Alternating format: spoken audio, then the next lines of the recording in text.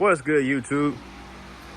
Got the Altima right here, getting ready to do this motor replacement, and look what showed up today.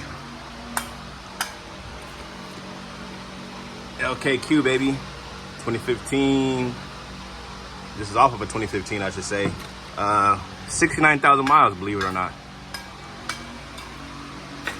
Only reason I think that got low miles and this engine's out of that car, because that car was total. That's the only thing I could think of. There's no way this engine's bad. But either way, I'm gonna turn it over from the crank just to make sure before we even do anything, you know what I mean? You know what I'm saying? Check some things. There's literally no, this thing looks brand new, immaculate. Literally came with everything besides, you see you got your water pump, you got your tensioner, you got your crank, so it's missing the alternator, power steering pump, and the AC compressor, which all that stuff we're gonna use from the other car anyways. I do know when you take this in there from the top, this crank gotta come out so you can slide the engine just enough for it that way to come straight up. The only reason you gotta do that because it's big old crank, man. I mean, it's flywheel. This thing, see how far it sticks out? I don't know if you can tell, see that big gap? Most flywheels on cars are really close to the back of the bell housing. But this one sticks out a little bit, and then you see where the torque converter will slide into right there. You need that clearance, that gap right here. Slide it out and then come straight up. Now you see all the hoses are really here. All the sensors, everything is really there. So this is obviously your coolant hoses. We're just gonna swap that over from the other one. But everything else is intact, man. Pretty good engine. I think I'm gonna do all the hard stuff first. The beauty of having the donor engine already available to you is that you can see all the non-seeable areas like underneath the car and stuff like that from this donor engine. I'm gonna put it on my stand a little bit later, but right now it's just on blocks. It ain't going nowhere. But yeah, man, stay tuned. Follow along. I do see a lot of these videos on how to remove it. Well, when you type in on YouTube anyway, how to remove it, but every single time you go there, they got just the part where the engine's already getting picked up out of the car. They don't show you none of the nitty gritty, all the deleted footage that they had struggling. So I'm gonna try to show a little bit more than what they do. So my video gonna be a little bit different. But yeah, man, this one got a blown head gasket. That's when we're gonna replacing the engine.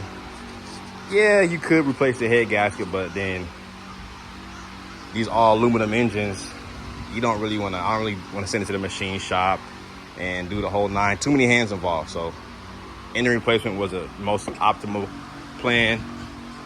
I believe this one costs what, $350 for this whole assembly, everything you see right here. Had it dropped off at my local AutoZone. I was cool with the people up there, so they actually delivered to my house too. AutoZone did. So man, if you're doing this mechanic stuff, get good with your AutoZones or a parts store that you use. Get in good with them guys because they'll show love like mine did.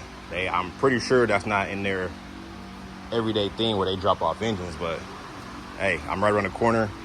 I'm cool with them.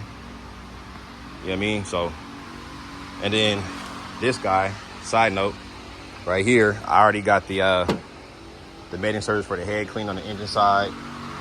I put in my valve stems. My fan's going right now. It's kind of humid right here in Texas. Put in my valve stems. Our valve seals last night. Spark plugs are in. I'm gonna clean the surface one more time. Got a whole little, all my parts right here.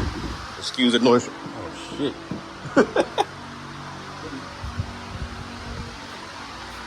Got all my my master gasket set up there. New head bolts. Feel me? So I think I'm gonna do first is jack this bad boy up, put it on stands. That's where it's gonna live at for the duration of this process. I'm gonna drain the oil, disconnect the catalytic converter from the downpipe, and what else? Any wiring from the bottom side as well. Things like that. I don't believe I have to take off the axles, but if I have to, it is what it is. Jack this side up, take the tire off, take the crank off. I know for a fact that crank's coming off, but that's after I remove the flywheel bolts. So, you know, Whew. Yeah, man. I think you access a flywheel from right here too. On the bottom side of the engine, you don't do it traditionally how most start. Some of them you come from the starter, and you can get access to these bolts. You actually come from this little access right here, and you see there's one hole right there. There's a total of 1, 2, 3, 4 of these boys. Right. No, don't run in the street. Okay, I'll get the ball. When the ball goes like that, don't cry. When the ball goes like that, just tell somebody, we'll get it, okay? And my son almost ran in the dang on street. Lucky ain't not too much traffic on this area, but you know what I mean? Better be safe than sorry. Here you go. You good? What, you digging a little hole? I don't know why this dude wants to come outside and play in the most dirtiest thing he could possibly find every time he comes outside. But nonetheless, we're gonna get busy on this. Check back in after.